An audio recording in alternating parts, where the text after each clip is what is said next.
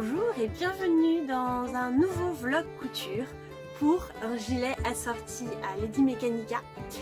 Donc le voici, évidemment je tourne l'intro alors qu'il est fini.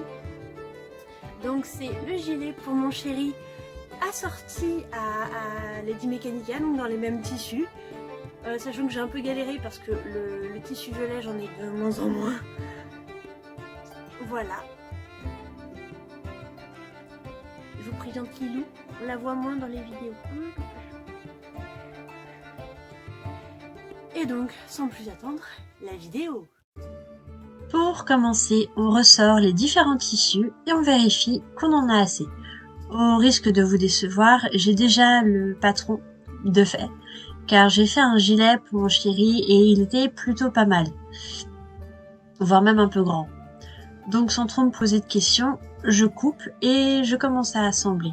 Pour assembler, j'utilise une méthode découverte grâce à l'émission Cousu Main, non j'ai pas honte, qui consiste à d'abord assembler les pièces du dos ensemble, les épaules, et ensuite déjà assembler l'extérieur avec la doublure. C'est assez étrange à faire, à appréhender, mais en réalité c'est vraiment pas mal.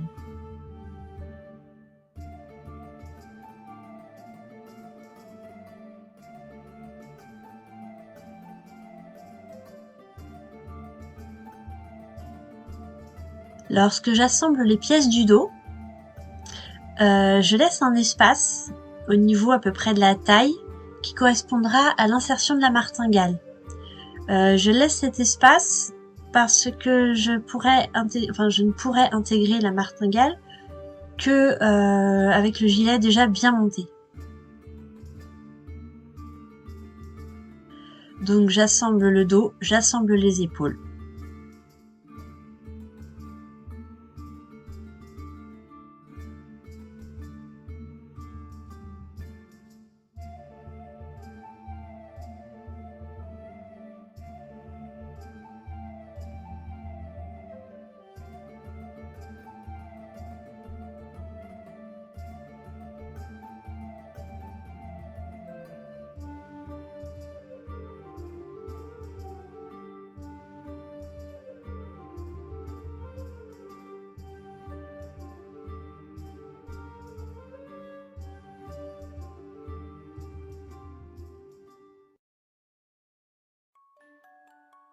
Et j'ai à peine commencé que je fais déjà une pause.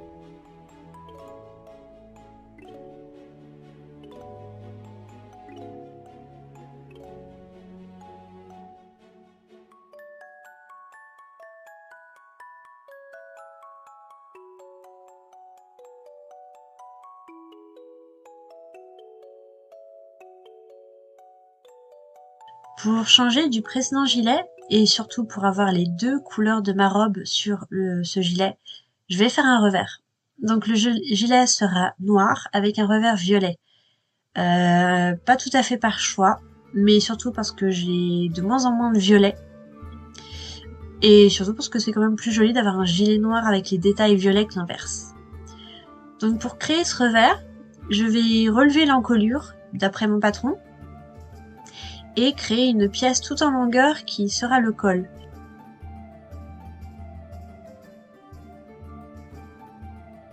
D'ailleurs, le col que vous me voyez faire sera supprimé. Je l'ai pas vraiment réussi. Il était pas hyper joli une fois porté. Donc je vais supprimer la partie relevée comme un col de manteau. Et je vais juste faire un col aplati sur les épaules et intégré dans la couture d'épaule. Donc je vais faire pas mal d'essais dans un premier temps.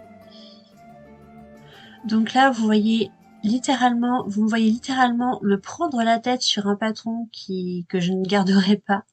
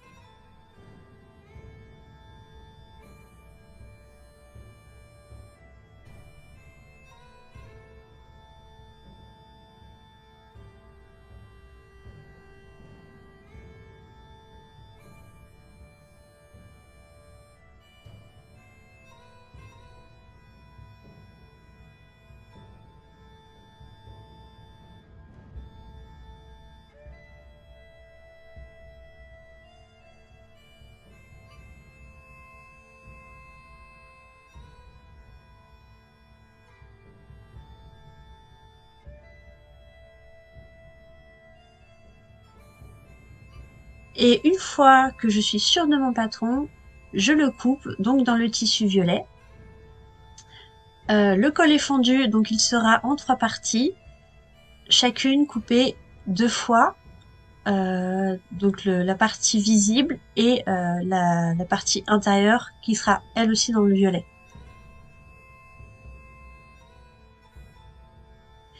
Le fait que le col soit fondu, ça aussi je l'ai gardé sur l'idée définitive.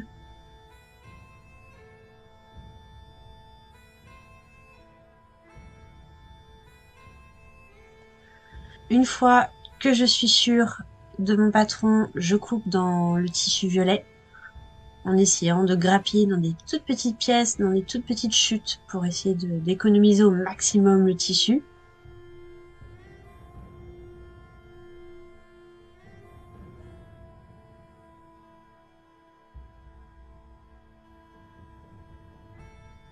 Ensuite, je coupe la parmenture, qui est elle aussi violette pour assortir avec le col.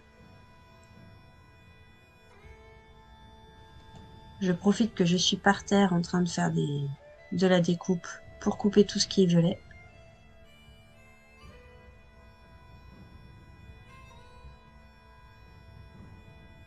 Et je reviens sur le col pour l'assembler, donc l'intérieur contre l'extérieur, endroit contre endroit, ce sera retourné.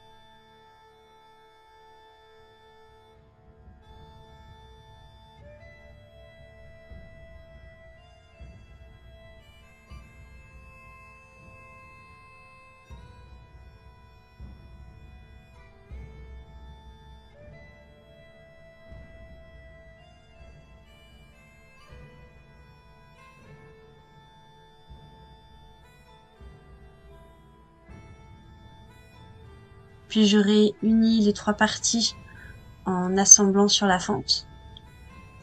Franchement, je sais pas si c'est quelque chose que j'avais déjà fait. Si oui, ça fait très longtemps, je ne m'en rappelle pas du tout. Donc j'y vais complètement au feeling.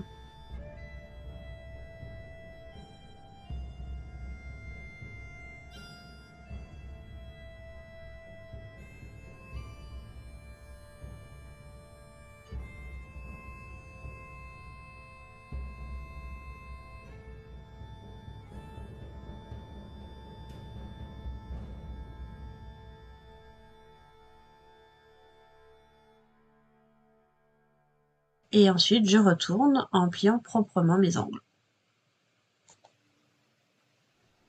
Alors vous ne me verrez pas le faire devant la caméra, mais mon col, je suis passée par-dessus la couture avec un grand point avec un fil blanc pour bien l'aplatir en attendant de le repasser.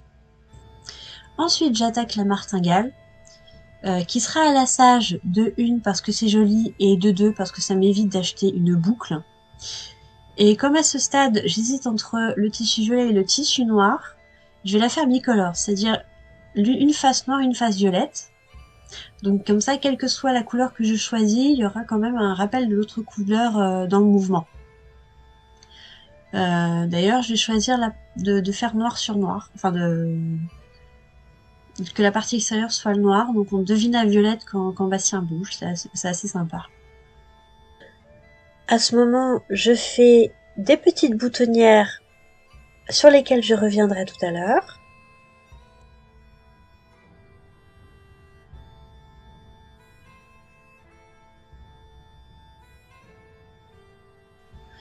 J'assemble les différents morceaux de la parmenture, qui est en plusieurs parties justement pour éviter d'être trop gourmande en tissu.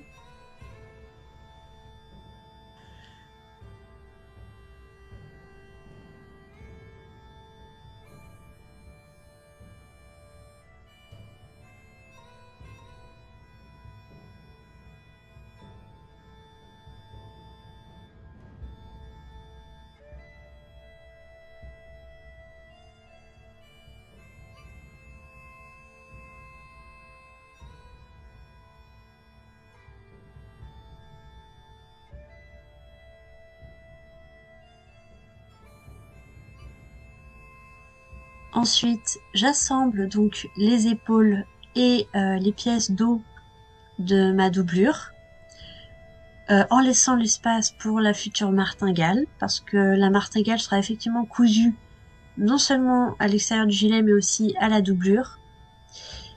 Alors, oui, c'est du satin moche, j'avais rien d'autre, et le but était vraiment de réutiliser des choses que j'avais dans mon stock. Donc la doublure sera en satin moche, parce que je n'avais que ça en assez de quantité. Ensuite, je place la parmenture sur la doublure en satin. Donc je me pose par terre parce que ma table de coupe est un tout petit peu trop petite pour la grande taille de Bastien, qui fait 1m90, donc ça fait un grand gilet. Donc là, je place la parmenture violette en épinglant énormément. Et ensuite, je fais un petit repli. Et je plaque la parmenture sur le satin. Je me prends pas la tête, c'est juste une piqûre-nervure le long. C'est pas un montage compliqué. Parce qu'on est à l'intérieur du gilet, c'est pas nécessaire de faire quelque chose de parfaitement parfait. Et si la piqûre-nervure est bien faite, il n'y a pas du tout de problème. Donc à partir de là, je vais assembler la doublure et le tissu extérieur ensemble. Et je vais inclure le col dans le procédé. Ce qui va me faire assembler pas mal d'épaisseur entre elles.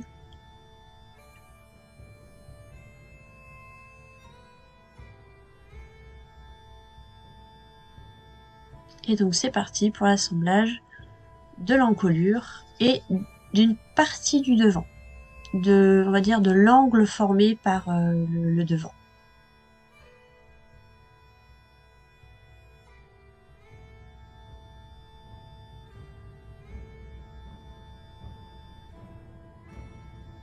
Je retourne ma chaussette et à ce moment-là, l'assemblage a vraiment quelque chose de bizarre. Donc je vérifie sur mon mannequin que les choses sont à peu près cohérentes, que je me suis pas amusée à prendre des bouts de tissu dans ma piqûre.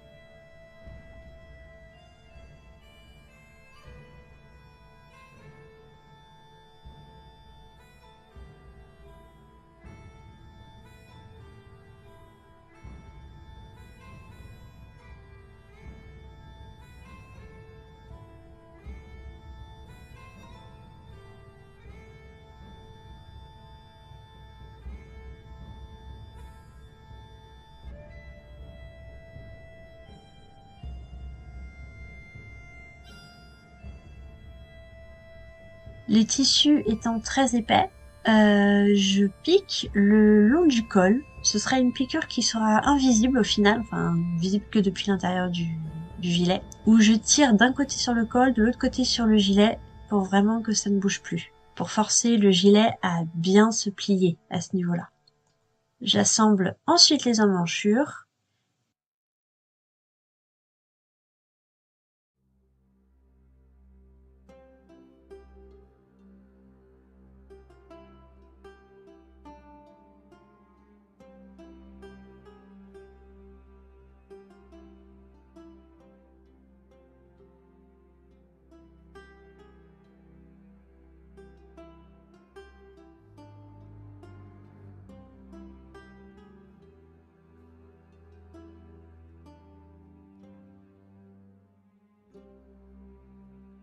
Et je retourne ma chaussette Et à ce stade, l'assemblage est vraiment bizarre.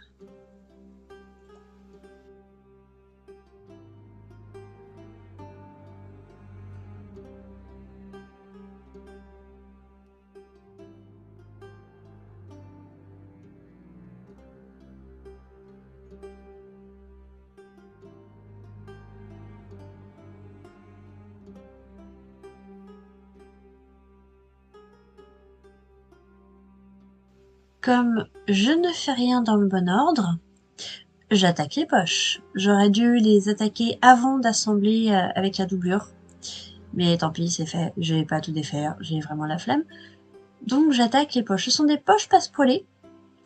Et donc pour des poches passepoilées, vous avez besoin d'un fond dans le même tissu que le tissu extérieur, c'est-à-dire le tissu noir à fleurs, un fond dans la doublure, et deux petits rectangles dans un tissu soit le même, soit dans un tissu contrastant. Donc en l'occurrence, je réutilise le tissu violet pour créer des petits passepoils violets, qui seront donc apparents.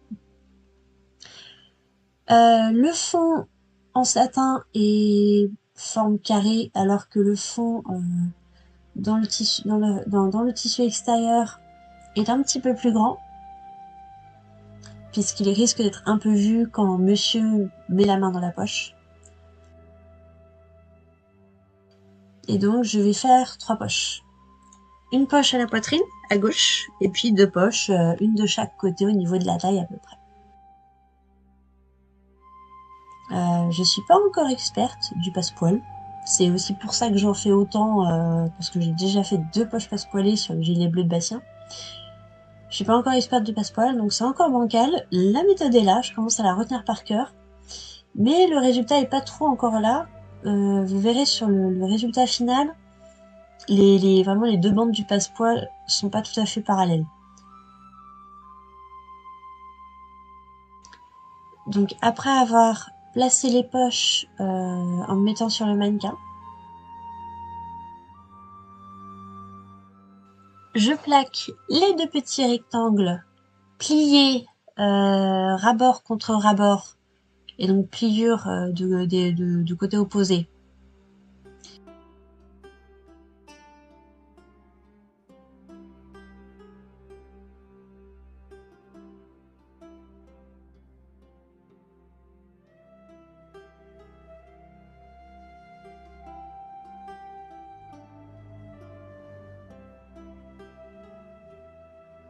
Et je pique au milieu de ce petit rectangle tout fin que la pliure a créé.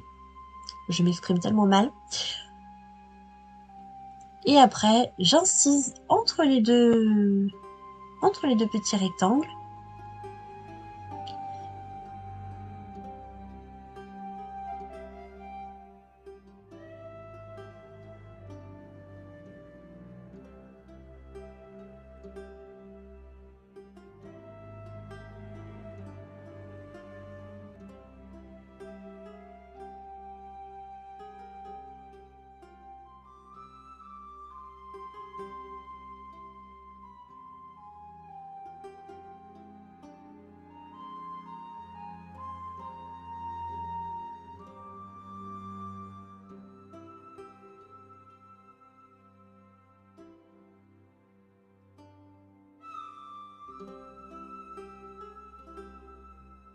Et je retourne.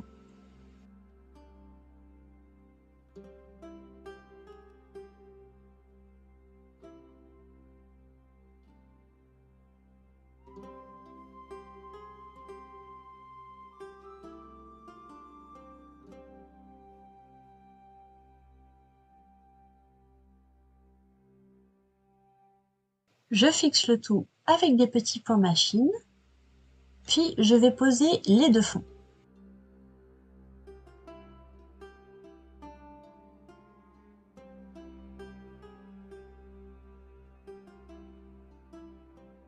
Donc celui dans le tissu extérieur, donc le grand rectangle, le grand carré ou le grand rectangle selon, avec le petit passepoil du haut, et celui dans le tissu doublure avec le passepoil du bas.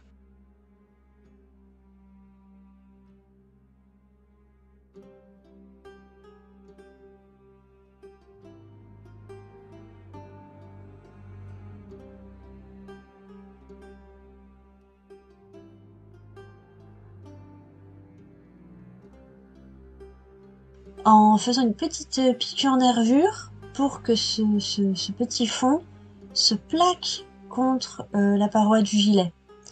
Comme ça ne bouge vraiment plus.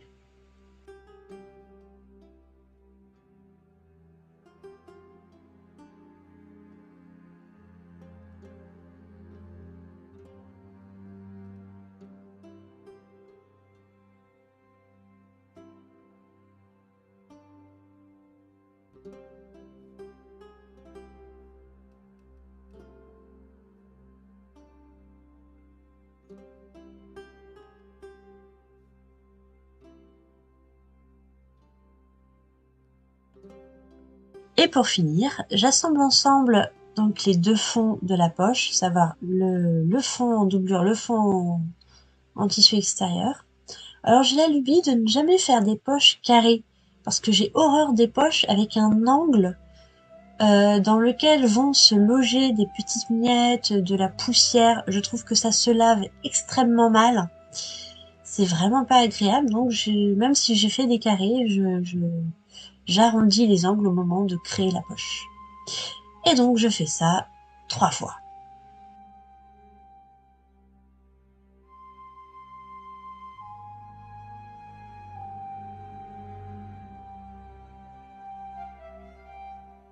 Je décide aussi de surpiquer les emmanchures parce que je n'ai vraiment pas confiance en mon repassage final et j'assemble les côtés. Alors à ce moment-là, le montage est vraiment bizarre et c'est vraiment très bizarre. Vous avez l'impression d'assembler un tunnel, enfin c'est bizarre. Mais par contre, ça marche vachement bien. À partir de ce moment-là, votre gilet prend forme. Alors quand j'assemble les côtés, je laisse un trou dans la doublure d'un côté au pif. Généralement c'est plutôt le côté gauche qui se fait d'ailleurs. Ça me permettra d'avoir encore accès à l'intérieur du gilet quand le gilet sera monté. Et ensuite j'assemble la couture du bas, donc extérieur et doublure.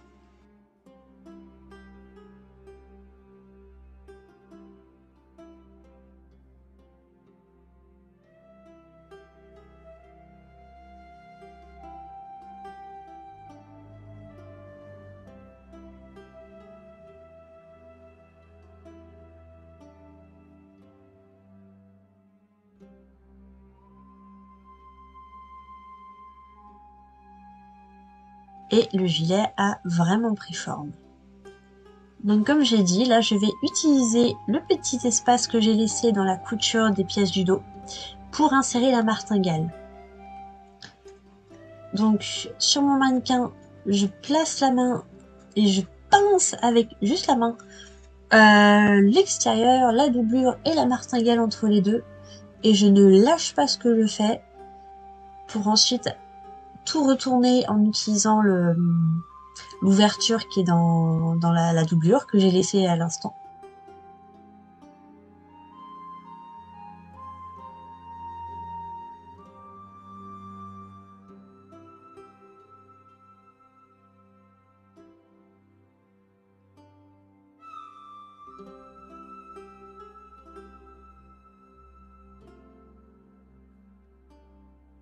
Et je vais pouvoir épingler et piquer. J'en ai pour 4 épaisseurs, sans compter les remplis de la martingale. Bonsaï.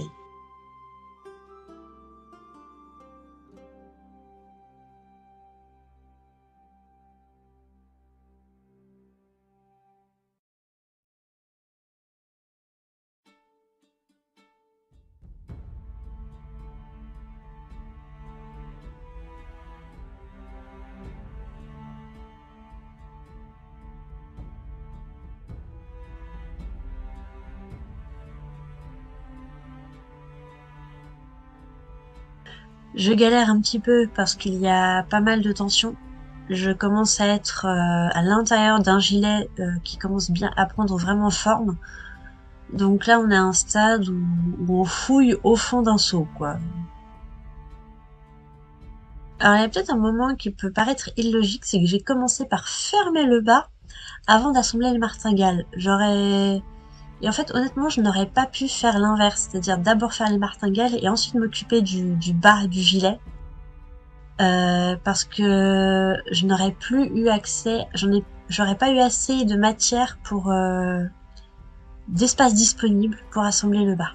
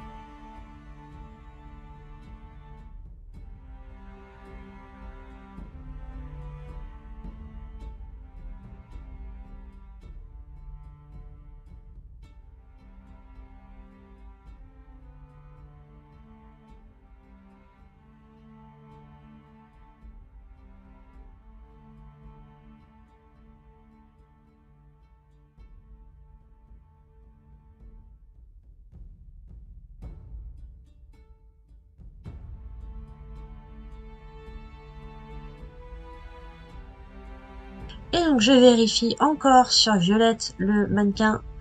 Oui, elle s'appelle Violette. Je vérifie une dernière fois qu'il n'y a pas de couilles dans le potage parce que je suis tellement dans des formes auxquelles j'ai pas l'habitude que je suis tout le temps en train de tout vérifier. Et ensuite je crée un lacet que je vais créer rapidement parce que comme vous pouvez le constater, le tissu a une forme, enfin a un motif très droit. En plus, il a même une chaîne de trame très visible.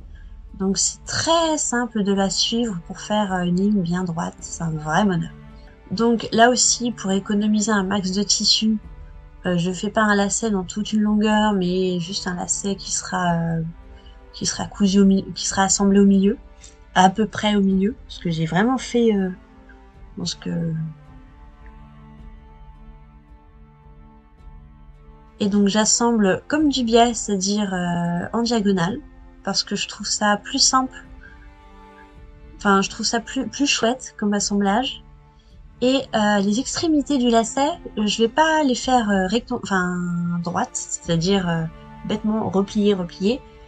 Là, je vais replier et ensuite je vais faire un repli en pointe parce que je trouve que ça marche mieux, ça fonctionne mieux une fois dans la machine. Et aussi, ça se glisse plus facilement dans les boutonnières de la martingale. Et là, je suis en train, avec mon découvite, de les creuser, de les inciser. Alors, j'ai fait je passe mon lacet dans des boutonnières rectangulaires.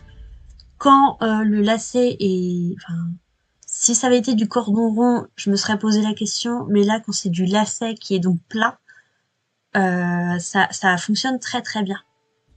Je l'ai fait plusieurs fois, plusieurs reprises, et ça fonctionne plutôt pas mal.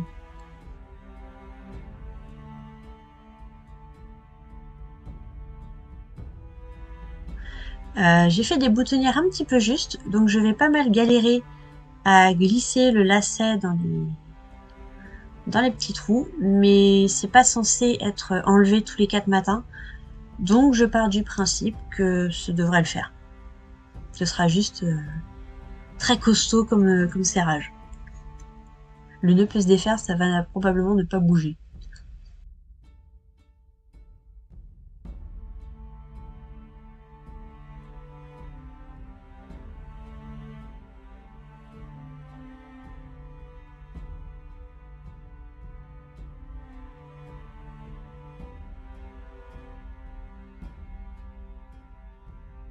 Alors je ne sais pas si on les voit, mais j'ai fait beaucoup de points, de grands points blancs machine.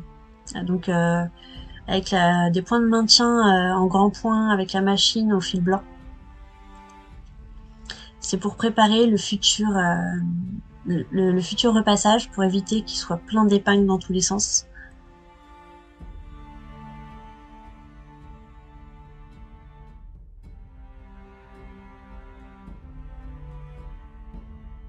Et ensuite, je place les boutons. Admirez les magnifiques boutons violet criard que j'ai choisis. Alors rassurez-vous, j'ai changé d'avis et j'ai racheté des boutons en métal dans une sorte de bronze très foncé et ça marche beaucoup mieux. Vraiment, ces boutons-là, c'était assez moche.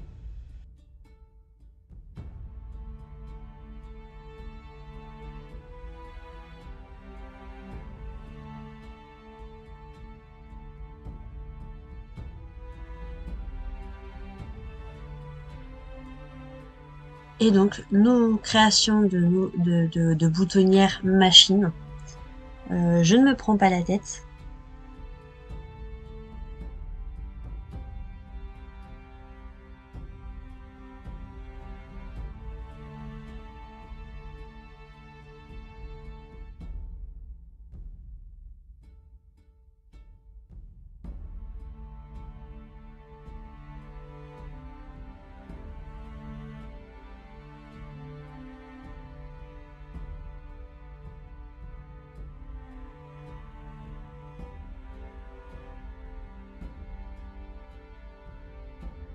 Et j'incise les boutonnières au découvite. Donc j'ai ce fidèle petit découvite extrêmement tranchant. Pour le coup, je suis très copine avec lui parce que là j'ai beaucoup d'épaisseur.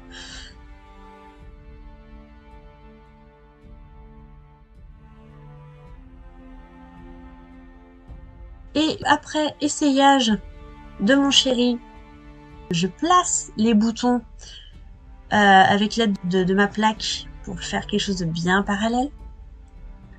Je les place avec une épingle et ensuite je n'ai plus qu'à assembler le bouton. Donc j'ai tendance à doubler le fil parce qu'on n'est jamais trop prudent et je fais au moins 5 ou 6 allers-retours entre le bouton et le gilet.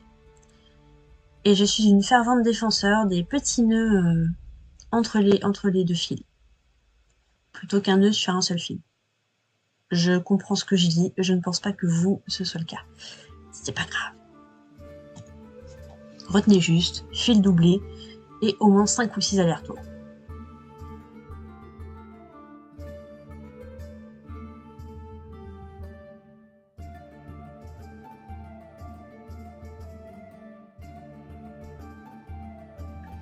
Ensuite, je place les boutons non pas sur la partie qui va aller en dessous, mais sur la partie qui va aller au-dessus, parce que ce sera pas un vrai double boutonnage. Comme ça, si jamais j'ai besoin de modifier la taille, de le resserrer ou de le desserrer, tout ce que j'aurai à faire, c'est déplacer les boutons. Et j'aurai pas à devoir jouer avec une boutonnière. Et donc les parties qui ne sont pas boutonnées pour éviter qu'elles prennent le risque de pendre, je prends tout bêtement des boutons pression qui seront cousus à la parmenture d'un côté et au gilet de l'autre côté. Et là je me simplifie l'existence en mettant juste 3 boutons pression au lieu de 4 comme il y a 4 boutons.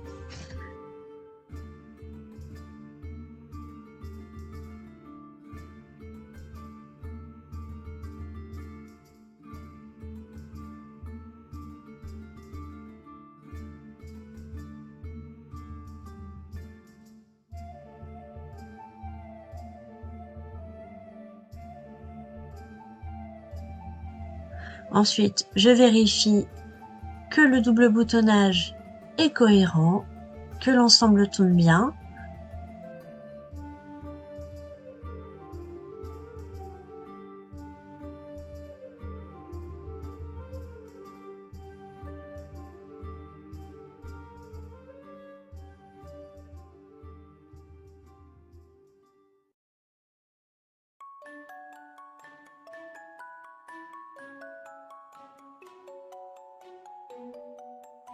Et pour finir, je fais une piqûre nervure au niveau de la partie de la doublure que j'avais laissée ouverte, sans couture.